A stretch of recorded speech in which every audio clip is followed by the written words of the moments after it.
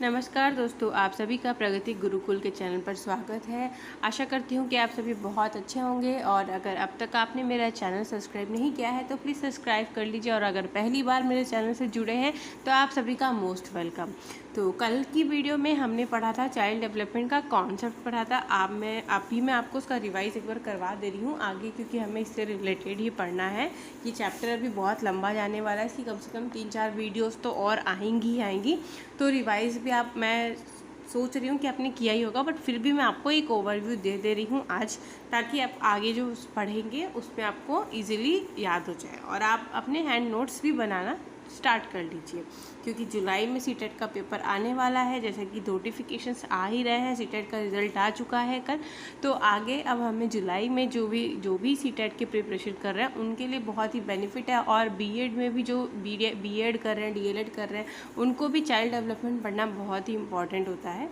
तो आप ये सब देख सकते हैं। मैं इसको ओवरव्यू दे देती हूँ कि इसमें बाल विकास का जो कॉन्सेप्ट है वो it focuses on the mind and development of behaviour of children from prenatal period to adolescence. मतलब गर्भ से लेके एडोलसेंस तक का जो भी डेवलपमेंट होता है वो चाइल्ड डेवलपमेंट में कवर होता है, क्योंकि तब तक बच्चा होता है, उसके बाद वो बड़ी अवस्था में चला जाता है। उसके बाद humans are not static beings, वो स्थिर नहीं रहते हैं, वो परिवर्तनशील होते हैं, डायनामिक इन नेचर होते हैं। टाइम टू टाइम उनका डेवलपमेंट होता है, टाइम टू टाइम उनमें चेंजेस आते हैं। Development is the process of change. Development is not random change, it's progressive. वो प्रोग्रेसिव होता है, डिक्लाइन नहीं होता है, और कंटिन्यूसली बढ़ने वाला चेंज होता है, रैंडम नहीं होता है। मतलब एक के बाद एक चीज़ें आती हैं, अचानक से ही कुछ बीच में नहीं डेवलपमेंट हो जाता है।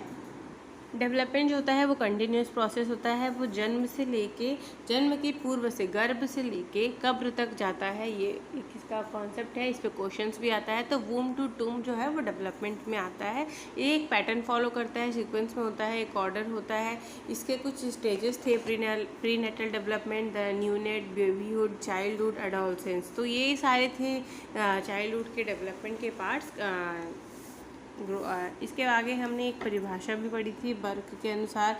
फिर इसके आगे हम चलते हैं ग्रोथ एंड डेवलपमेंट में, क्योंकि ग्रोथ एंड डेवलपमेंट जो है ये बहुत ही इंपॉर्टेंट टॉपिक है। इस पर बहुत सारे क्वेश्चंस पूछते हैं, तो आपको ये ध्यान रहना चाहिए। और इसके लिए मैं आपको इसीलिए रिवाइज करा रही हूँ कि ग्रोथ जो होता है वो क्वांटिटेटिव होता है और डेवलपमेंट जो होता है वो क्वालिटेटिव होता है। ग्रोथ होता है फिजिकल एस्पेक्ट्स में, ये शारीरिक पक्षों पे होता है, आंतरिक बाह्य दोनों पे निर्भर करता है। ये स्ट्रक्चरल होता है, मेजरेबल होता है, मापने योग्य होता है। इसमें ग्रोथ में क्या होता है, size, weight, shape and height में डिफरेंस आता है, उसको ही ग्रोथ में वृद्धि होती है, वही वृद्धि होती है। कोई बच्चा जब पैदा होता है तो आप उसकी साइज़ देखते हैं कि वो बहुत छोटा होता है, धीरे धीरे वो बढ़ता है, उसका आकार बढ़ता है, उसका वेट बढ़ता है, उसका शेप चेंज होता है, उसकी हाइट बढ़ती है, उसका साइज चेंज होता है। जब न्यूबॉर्न होता है तो अगर हम उसकी, मान लीजिए हम कपड़े ही ले रहे तो हम न्यूबॉर्न साइज़ का लेते हैं, उसके बाद वो बड़ा होता है, 6 महीने का होता है, 1 साल का होता है, साइज़ चेंज होते रहती है। तो ये ही ग्रोथ है। आगे देखते हैं, और ये रिवाइज़ हो रहा है अभी हम डेवलपमेंट पढ़ने वाले हैं। डेवलपमेंट में मैंने आपको बताया था कि जैसे कि ग्रोथ एक डेवलपमेंट का ही पार्ट है, तो वो क्वालिटेटिव क्वांटिटेटिव दोनों होता है। डेवलपमेंट के 4 मेन एस्पेक्ट्स हैं, वो है फिजिकल, कॉग्निटिव, सोशल, इमोशनल।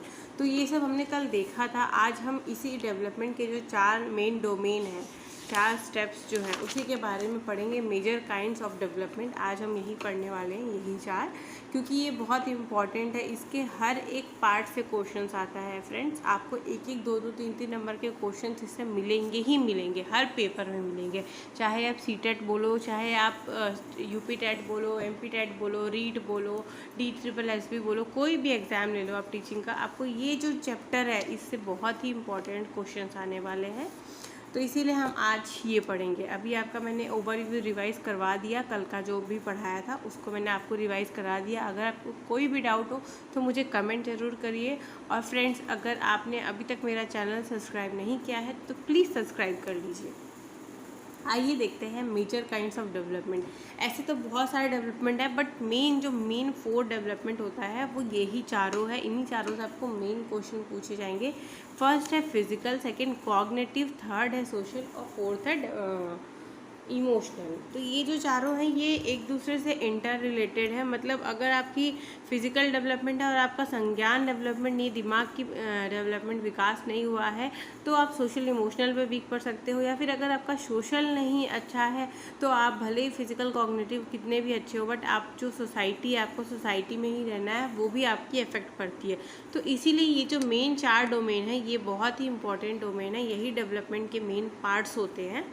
इसी से सारा आपको आगे पढ़ने मिलेगा। तो इसी चारों को मैं आज आपको एक्सप्लेन करके बताने वाली हूँ। तो फ्रेंड्स, सबसे पहले हम शुरू करते हैं फिजिकल डेवलपमेंट, शारीरिक विकास से।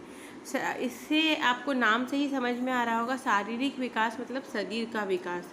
The changes in size, shape and physical maturity of the body including physical abilities and coordination. मतलब जो भी आपके शरीर में चेंजेस होते हैं, शरीर के अंगों में व शारीरिक क्षमताओं में चेंजेस होते हैं, उनमें जो भी विकास होता है उस विकास को शारीरिक डेवलपमेंट कहा जाता है, शारीरिक विकास कहा जाता है। और जो इनकी एबिलिटी, जो आपके शरीर की जो क्षमता है, उसके साथ जो आपका कोऑर्डिनेशन है, मतलब ये पेन मैंने पकड़ा है तो ये मेरे पेन की कोऑर्डिनेशन है कि मैंने इसको पकड़ा है। अगर आपका दिमाग बढ़ रहा है, मतलब आप बड़े हो रहे हैं, मैच्योर हो रहे हैं, तो आपका हाथ कैसे काम कर रहा है ये आपके दिमाग की कोऑर्डिनेशन है। आपके फिंगर्स कैसे चल रहे हैं आपके दिमाग की कोऑर्डिनेशन है। अगर ये सारी चीज़ें अच्छे से डेवलप हो रही तो ही वो शारीरिक विकास अच्छे से हो रहा है, नहीं तो कुछ प्रॉब्लम भी हो सकती है। तो इसी की जो डेवलपमेंट है, इसी को हम पॉजिटिव वे में ही लेके चलते हैं, क्योंकि हमें, अगर आप फ्यूचर में टीचर बनने वाले हैं तो आपको बच्चों को पॉजिटिव माइंडसेट रखना होता है। तो इसलिए आप यही बोलेंगे कि अगर ये सब अच्छे से विकास हो रहा है तो ये फिजिकल डेवलपमेंट का पार्ट है। फिजिकल डेवलपमेंट में 2 मेन इंपॉर्टेंट चीज़ें होती हैं। जो 2 इंपॉर्टेंट चीज़ें होती हैं वो मोटर डेवलपमेंट से रिलेटेड होती हैं, गति कौशल का विकास से डेवलपमेंट से रिलेटेड होती हैं दोस्तों। एक होता है ग्रॉस मोटर स्किल, दूसरा होता है फाइन मोटर स्किल। ये जो 2 टर्म्स है दोस्तों ये बहुत ही इम्पॉर्टेंट है। इससे आपको हर पेपर में ये सीधे सीधे 1 से 2 मार्क्स का क्वेश्चन इससे आता ही आता है।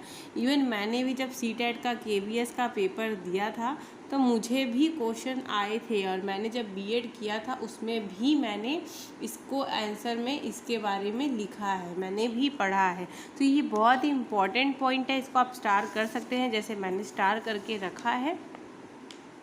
ग्रॉस मोटर स्किल क्या होता है? स्थूल गति कौशल। ग्रॉस मतलब जैसे बच्चा होता है वो जब छोटा होता है, 1 साल का होता है या फिर मान लीजिए 6 महीने का होता है, तो उसको कोई खिलौना देते हैं या बॉल देते हैं तो वो कैसे पकड़ता है? वो पूरा ऐसे पकड़ता है, ऐसे पकड़ता है, ऐसे पकड़ता है, मतलब वो पूरे हाथों से पकड़ता है, वो उंगलियों का इस्तेमाल नहीं करता है। तो ये जो स्किल होती है ये ग्रॉस मोटर स्किल होती है। बिग मसल कोऑर्डिनेशन होता है इसमें, जो आपको दिख रहा होगा, मैंने इसमें इसीलिए पहले ही लिख के रखा है। फाइन मोटर स्किल क्या होती है? जैसे जैसे बच्चा बड़ा होता है वो लिखना शुरू करता है या फिर ड्राइंग शुरू करता है, तो ये जैसे मैंने पेन इसको पकड़ा है, ये मैं लिखने के लिए इसको पकड़ रही हूँ, तो ये मेरी फिंगर्स का यूज़ हो रहा है, ये फाइन मोटर स्किल्स है। स्मॉल मसल कोऑर्डिनेशन मतलब ग्रॉस टू फाइन में जाना, जनरल टू स्पेसिफिक जाना, ये जो चीज़ें होती हैं ये फाइन मोटर स्किल में होती हैं।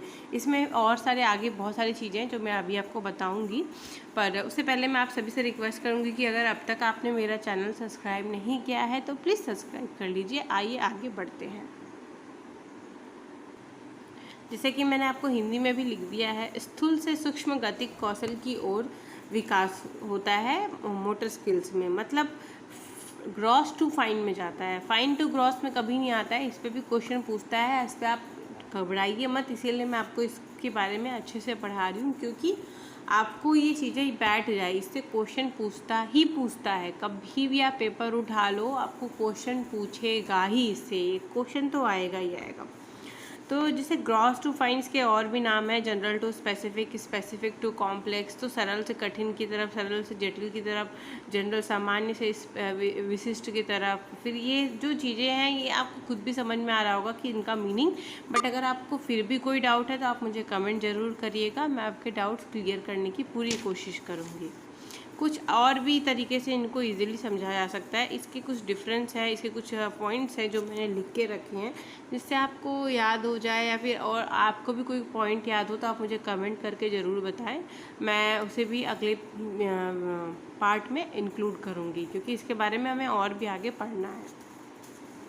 तो आइए देखते हैं ग्रॉस मोटर स्किल और फाइन मोटर स्किल्स में कुछ डिफरेंस से आपको पता चल जाएगा कि ग्रॉस मोटर स्किल्स में कैसे होता है, फाइन मोटर स्किल्स में कैसे होता है।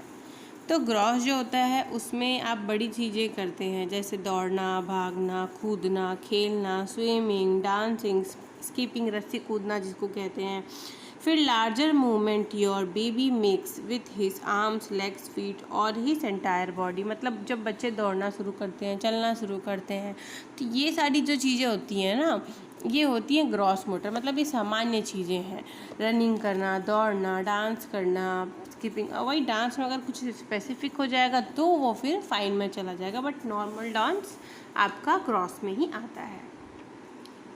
अभी देखते हैं फाइन मोटर स्किल्स में क्या क्या आता है। फाइन मोटर स्किल्स में आपको मैंने बताया जो स्मॉल मसल्स होते हैं, छोटी मसल्स जो होती हैं उनका यूज़ से होता है। जैसे राइटिंग हो गया, ड्राइंग हो गया, इसमें हाथ की सूक्ष्म चीज़ों का यूज़ होता है। कुछ अगर मान लीजिए कुछ सर्जरी हो रही है तो उसमें भी आपको सुई धागा कुछ पकड़ना पड़ता है, तो सिलने की चीज़ें होंगी, नेटिंग होगी, कढ़ाई बुनाई हो गया, फिर पेंटिंग हो गई, फिर टाइपिंग हो गया।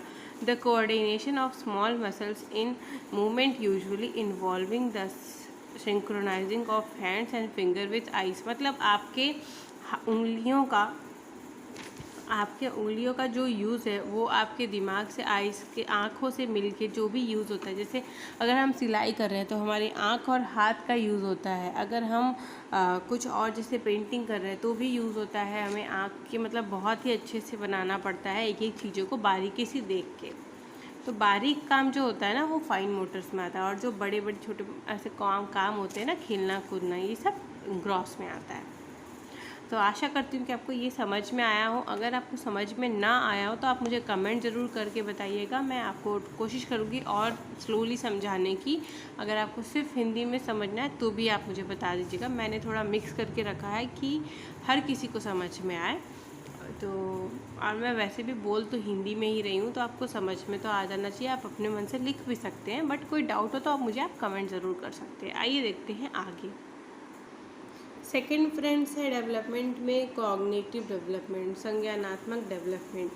कॉग्निटिव डेवलपमेंट में दो इम्पॉर्टेंट क्वेश्चन पूछता है, एक कॉग्निशन पूछता है और एक मेंटल पूछता है। क्योंकि कॉग्निटिव जो क्या होता है वो दिमाग से जुड़ा होता है हमारी, तो इसीलिए ये दो क्वेश्चन इसमें बनते हैं। और मैं आपको बता दूं कि जो हमारा दिमाग जो होता है, जो ब्रेन हैमरेज होता है, उसमें जो राइट साइड होता है वो लॉजिकल थिंकिंग क्रिएटिव थिंकिंग के लिए होता है, और जो लेफ़्ट साइड का हैमरेज होता है वो लॉजिकल थिंकिंग के लिए होता है। इससे भी आपको क्वेश्चन पूछता है, तो आप इसको चाहें तो नोट कर सकते हैं। तो इसमें हम देखते हैं कॉग्निटिव में क्या है। Cognition deals with the process of knowing, जानने की प्रक्रिया को ही संज्ञान कहते हैं। मतलब जब तक आपके अंदर जानने की लालसा नहीं होगी, इच्छा नहीं होगी, तब तक आपका दिमाग कैसे चलेगा। मतलब ये पेन कैसे चल रहा है, ये पेन कैसे बना, ये आप सोच रहे हैं कैसे बना, मतलब आप सोच रहे हैं, खुद से क्वेश्चन कर रहे हैं, इसके बारे में जानना चाहते हैं कि पेन बनता कैसे है। तो ये जो प्रक्रिया होती है ये होती है cognitive development. It involves mental process like thinking, सोचना। सबसे पहले जब आप सोचना शुरू करते हैं तभी कॉग्निटिव शुरू हो जाता है, सोचने की प्रक्रिया। फिर रीजनिंग, फिर उस पर तर्क करते हैं कि ये ऐसे होगा वैसे होगा, बातें करते हैं, फिर उसकी प्लानिंग करते हैं। अगर आपको कुछ चीज़ करनी है तो उसके बारे में पहले आप योजना बनाते हैं, फिर डिसीजन मेकिंग करते हैं, डिसाइड करते हैं, निर्णय लेते हैं कि कैसे प्लान को एग्जीक्यूट किया जाए, आगे कैसे बढ़ा जाए। फिर जो भी समस्याएं आती हैं उनका समाधान करते हैं। तो ये सारी जो चीज़ें होती हैं ये होती हैं कॉग्निटिव डेवलपमेंट में। कॉग्निटिव डेवलपमेंट में दो इम्पॉर्टेंट एस्पेक्ट्स होते हैं, एक होता है मेंटल स्किल और एक होता है इंटेलेक्चुअल डेवलपमेंट। मेंटल स्किल क्या होता है, वो होता है मानसिक कौशल, दिमाग, मतलब आपका जो भी दिमागी वो होता है। एक दो टाइप का दिमाग होता है, एक माइंड होता है और एक मस्तिष्क, मतलब माइंड होता है और एक मस्तिष्क होता है, दिमाग होता है। तो दिमाग आपका कैसे काम करता है, जब तक आप उसको हिंट नहीं देते हो तब तक वो काम नहीं करता है। कि आप सोचना शुरू करोगे, उसकी प्रक्रिया शुरू करोगे, तभी तो आपका दिमाग चलना शुरू होता है। तो इसलिए ये पार्ट ऐसे होता है कि इंटेलेक्चुअल डेवलपमेंट, बौद्धिक विकास ज़रूरी है और मेंटल डेवलपमेंट भी ज़रूरी है। तो ये कॉग्निटिव डेवलपमेंट का पार्ट है। अगर आपको कुछ ना समझ में आया हो तो आप बेझिझक मुझे कमेंट में क्वेश्चन पूछ सकते हैं। आगे देखते हैं सोशल डेवलपमेंट। ये बहुत ही इम्पोर्टेंट डेवलपमेंट है और ये बच्चों को आजकल सिखाना भी ज़रूरी होता है, क्योंकि बच्चे बहुत जल्दी ट्रॉमा में चले जाते हैं और चीज़ें गलत करने लगते हैं, सुसाइड करने लगते हैं। और हम एक सामाजिक वातावरण में रहते हैं, तो हमें हमारी जो सोशल स्किल्स है वो भी डेवलप होनी चाहिए।